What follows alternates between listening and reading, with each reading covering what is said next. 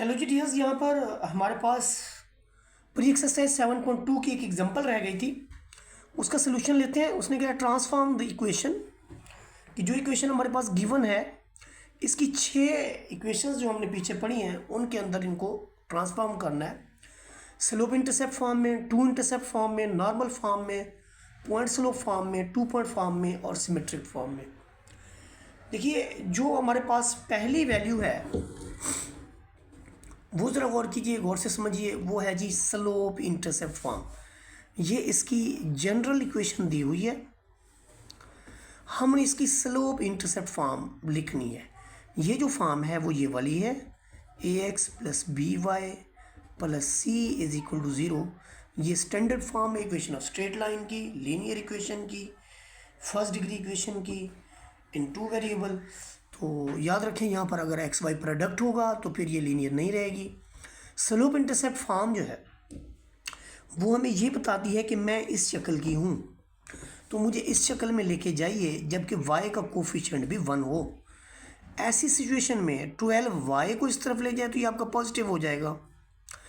और यूँ समझिए कि ये दूसरी वैल्यू ये अपनी जगह पर कायम रही, यानी 12y को इस तरफ ले गए तो वो पॉजिटिव, ये वाली वैल्यूज़ पॉजिटिव। तो अगर इनकी यानी सेम डायरेक्शन में रहें, अगर इसको 12 पे डिवाइड कर दिया जाए कि 12y over 12, this is 5x over 12, this is 39 over 12। 12 से 12 कैंसिल हो जाएगा। y will be equal to 5 over 12 into x plus this value. अब यहाँ पर आप थोड़ा सा गौर करेंगे कि ये क्वांटिटी अगर मैं इसको ऐसे लिख लूँ कि y is equal to M X plus C, तो आप देखें कि m की वैल्यू क्या होगी और c की वैल्यू क्या होगी। यहाँ से आपको पता चलेगा कि m 5 ओवर 12 है, c की वैल्यू 39 ओवर 12 है। m स्लोप होती है और c आपके पास y इंटरसेप्ट होता है। तो ये हमने एक काम कंप्लीट कर लिया, स्लोप इंटरसेप्ट फॉर्म वाला। अब हम इसकी 2.2 इंटरसेप्ट फॉर्म करेंगे। 2 इंटरसेप्ट फॉर्म का मतलब ये है कि ये इस फॉर्म में आपने इसको लेके जाना है, ये वाली, जिसके अंदर एक आपका a है और दूसरा आपका b है, 0b। इस फॉर्म में लेके जाना है। उसके लिए क्या है कि राइट हैंड साइड पे आपको 1 चाहिए। पहले नंबर पे तो आप ये काम करें, ये जो 39 इस तरफ है ना, इसी ज़रा दूसरी जानब ले जाएं। अब दोनों वैल्यूज़ को आप ये देखिए, यहाँ प्लस का 1 चाहिए, इसे भी आप -39 पे डिवाइड कर दें, इसे भी आप -39 पे डिवाइड कर दें। ज़ाहिर है फिर तमाम वैल्यूज़ को आप थ्रू आउट 39 पे -39 पे डिवाइड करेंगे। ये आपको देगा x ओवर -39 ओवर 5। ये आपको देगा y ओवर ये भी नफ़ी में है, ये भी नफ़ी में, प्लस में आ जाएगा 39 over 12, this is equal to +1। अब ज़रा इसकी फॉर्म देखिए कि इसको अगर x over a plus y over b is equal to 1 की फॉर्म में कहें तो ये गलत ना होगा। ये देखिए, ये जो क्वांटिटी है ये आपका x इंटरसेप्ट है, ये जो क्वांटिटी है ये आपका y इंटरसेप्ट है। अब ज़रा दोनों में गौर कीजिए कि x और y इंटरसेप्ट के साथ अगर मैं ये कह दूं कि जो x इंटरसेप्ट है वो है जी a0, this is -39 over 5 comma 0, और मैं अगर ये कह दूं कि b is equal to 0b and this is 0 39 over 12, तो ये बिल्कुल एग्जैक्ट हो गया। ये आपकी 2 इंटरसेप्ट फॉर्म है जिसके अंदर हमने x इंटरसेप्ट भी बता दिया और उसके अंदर हमने y इंटरसेप्ट भी बता दिया। देखिए, जब हम 1 पॉइंट स्लोप फॉर्म की बात करते हैं, 1 पॉइंट स्लोप फॉर्म की, तो इसमें से आप कोई भी एक पॉइंट जो है वो ले सकते हैं जो कि इसके ऊपर है। फ़र्ज़ करें मैं ये पॉइंट यहाँ से ले लूँ तो मैं यहाँ ये लिखूँगा कि पॉइंट A -39 ओवर 5 कॉमा 0, ये A है जिससे आप कह सकते हैं कि ये x1 y1 है। अब मुझे स्लोप चाहिए, तो पीछे मैं इस क्वेश्चन के अंदर इसकी स्लोप भी निकाल चुका हूँ। देखिए ये m है 5/12, तो मैं m की वैल्यू जो 5/12 है वो भी निकाल चुका हूँ। Now I have a point x1 y1 and a slope m, so I will write point slope form in this case y minus y1, this is equal to m into x minus x1, तो y minus y1 is 0, m की value आपके पास 5/12 है, x लिखें, x1 की value आपके पास -39/5 है।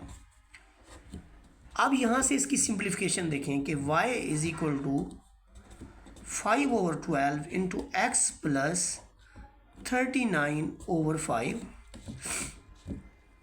अब जाहिर है ये एलसीएम मेथड से आगे फर्दर होगी, लेकिन अगर हम इसको यहीं पर ही स्टॉप कर दें तो डजेंट मैटर। ये हमारे पास 1 पॉइंट स्लोप फॉर्म आ गई। जब हम 2 पॉइंट फॉर्म की बात करेंगे तो ये गिवन 2 पॉइंट फॉर्म है। इसके अंदर अगर मैं इन वैल्यूज़ को रखूं, मैं लिखूंगा y माइनस y1। यहाँ पर देखिए कि अगर मैं ये कह दूं कि ये मेरे पास x1 y1 है, ये मेरे पास x2 y2 है, तो यहाँ y1 की जो वैल्यू मिल रही है मुझे वो 0 मिल रही है, वो मैं यहाँ सब्सटीट्यूट कर देता हूँ।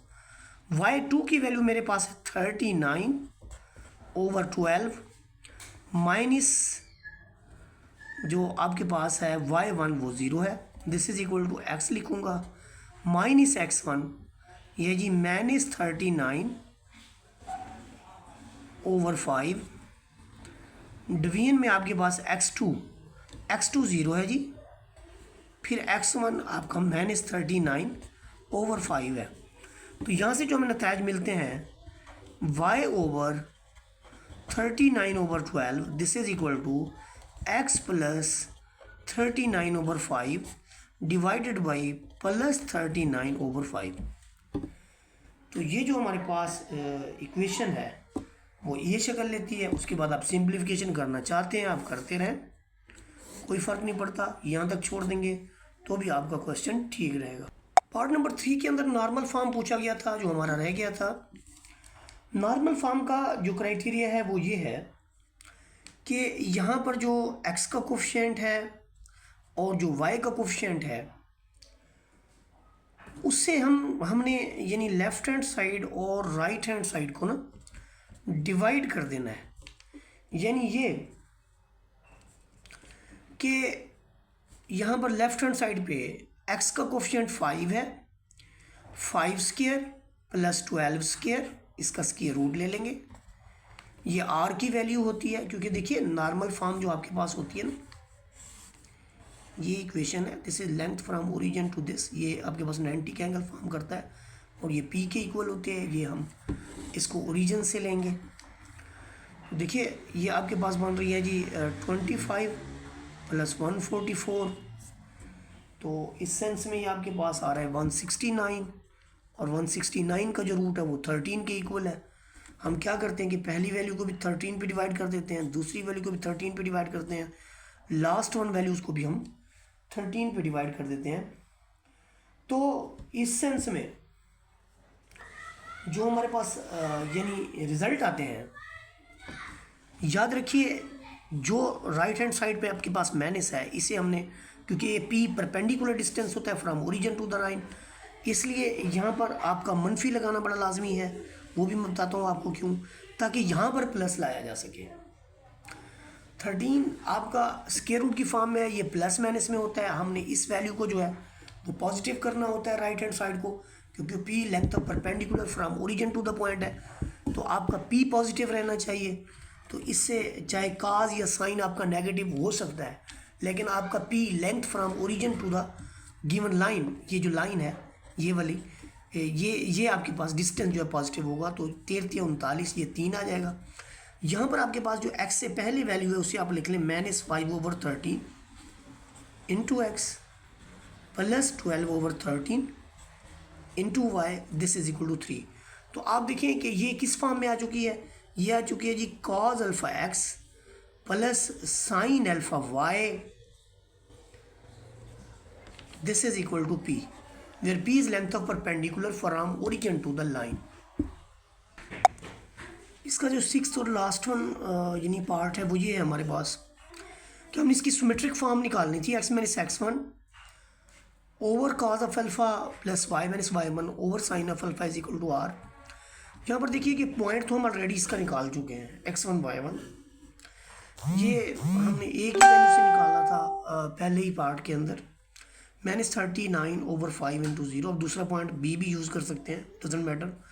कॉज अल्फ़ा की वैल्यू अभी हमने नॉर्मल फॉर्म से इसके लिए है, नॉर्मल फॉर्म जो अभी हमने लिखी है आप वीडियो में पीछे देख सकते हैं। यहाँ पर देखिए ये हमने ए पहला पॉइंट निकाला है पहले पार्ट के अंदर 39 ओवर 5,0। यहाँ पर नॉर्मल फॉर्म के अंदर देखिए हमने कॉज अल्फ़ा -5 ओवर 13 निकाला, ये देखें, और साइन ऑफ अल्फ़ा 12 ओवर 13 निकाला, ये आपके सामने है। तो यहाँ पर जस्ट हम इसको सब्सटीट्यूट कर देंगे, यानी x minus into -39 over 5 over cos of alpha. Cos of alpha आपके पास है -5 over 13 this is equal to y minus y1 आपके पास 0 है ओवर साइन अल्फ़ा आपके पास है 12 ओवर 13। तो बस जस्ट हमने यहाँ तक इसका सलूशन करना था। तो ये आपके पास है सिमेट्रिक फॉर्म।